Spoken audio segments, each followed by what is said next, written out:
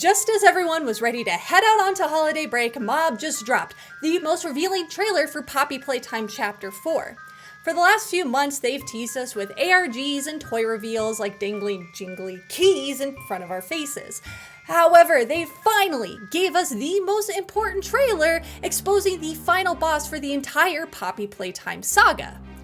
Harley Sawyer has gone from mysterious figure behind the Bigger Bodies project to our actual latest problem. It's clear he isn't dead, and that the prototype isn't the only threat we are up against. So how did Harley become the all-seeing eye located within the bowels of Playtime Co.? Is this the doing of the prototype? Has there been an ongoing battle between the toys within the factory walls for the last decade? Can we trust Poppy? Well, I think that's our cue to grab our snack, grab our beverage, and let's jump into it.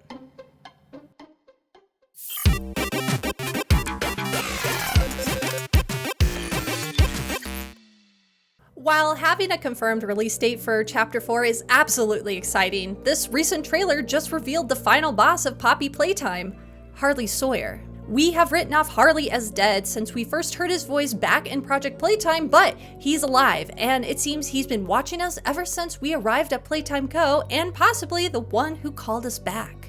The most recent trailer takes a different turn from previous ones, leaning less into the macabre and more into science fiction, showing us large computer servers, glitchy VHS transitions, spooky words etched on the screen, with a garbled voice expressing confusion, anger, and motivation. The garbled voice eventually clears up after it's finally booted up, revealing to be the one we are all familiar with, Harley Sawyer's, while showing us his new high-tech body. Well, high-tech for the early 90s. This was a pretty major twist, but the question is, how did Harley end up this way? Well, simple.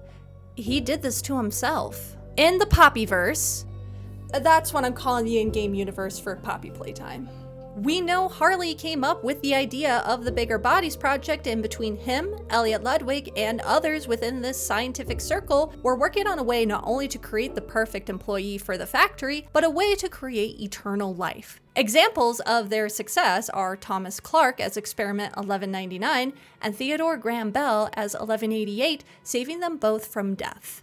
If Harley had discovered the answer to immortality, he would probably have a bit of an ego, which we see splattered across this trailer. In the background, as the words flash on screen, we can see red text, and if we break it down frame by frame, we can see what Harley is really thinking. Flesh and bone, a broken world. I will fix what no one could, and they will understand. I have always been right. I will find it.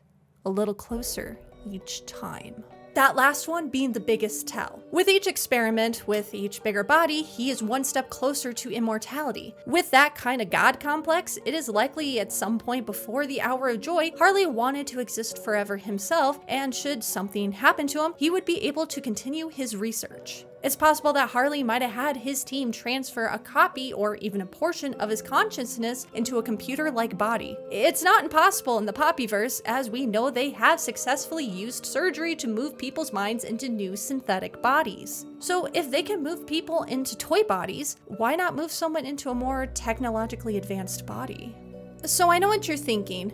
How do we know the prototype didn't do this to Harley? Well, that's a great question, especially because 1006 would have the knowledge, skill, and motivation to do so. But if the prototype and the other toys see Harley as evil, why would they turn Harley into something where he would have control over just about everything in the factory, from cameras to computers and even facility power? Harley has been running everything since we arrived, from affecting the games in the game station to derailing the train at the end of Chapter 2. I am everywhere. And I can hear you right now through my monitor. If Harley chose to do this, why is he confused by his new body? Why is he blaming his creations if they didn't do this to him? Well, because he isn't blaming his creations for his new body, but for destroying his life's work.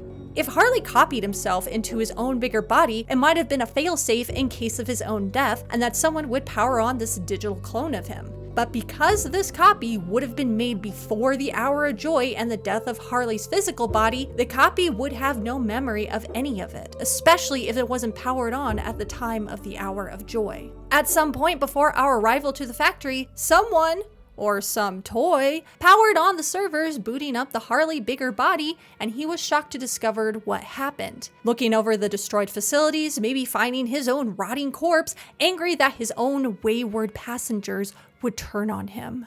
But that's just the first half of our theory.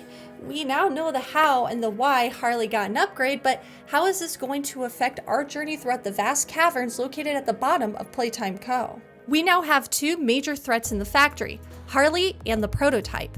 But what if everything 1006 has been doing hasn't been to control the factory, but to take down the second version of Harley? And what if Poppy hasn't been on our side this entire time? In the teaser images leading up to the trailer, we received two telling pieces of information about the Nightmare Critters and Yarnaby. In the Nightmare Critters note, it says the Smiling Critters and Nightmare Critters experiments once got along, hinting that at some point they stopped. And we see this in our first teaser trailer where a Baba Chops pounces on the lone dog day and begins to feast on his flesh. We know the Smiling Critters and Catnap worshipped the prototype, but if the Nightmare Critters are their opposite and they stopped getting along, it might be because they worship Harley Sawyer. It's not about those who support the prototype and those who are against him, but who is on the side of Harley and who is on the side of 1006. The bloody toys strewn across the factory isn't them turning to cannibalism, but a war, fighting for their saviors. Yarnaby is possibly on the side of Harley, as his teaser note says he has a stunted mind, but survived and is still a threat. Because Yarnaby lacks intelligence, he may blindly follow Harley like a loyal guard dog, protecting him in his dark domain. Now, there is the question of Poppy. She has made it clear she wants to bring down the prototype and she is using us to do it. Poppy is on the side of Harley Sawyer. And why? Because he saved her. If Poppy is the alleged dead child of Elliot Ludwig, Harley might have placed her in the doll body, resurrecting her from the dead or saving her from the brink of death, which would likely make her loyal to Harley. That is why Poppy is taking us down to the depths of Playtime Co. to meet Harley and to help them both take down the prototype. Poppy booted up Harley before our arrival and she was caught. This would explain why Mommy Longlegs locked her up in her case so she couldn't help Harley destroy 1006. And 1006 turns on his toys such as Mommy Longlegs because it's a means to an end. And when we eventually meet Harley face to monitor, he and Poppy will paint him as the good guy despite his record of being a fucking psychopath and attempt to convince us to help destroy the prototype.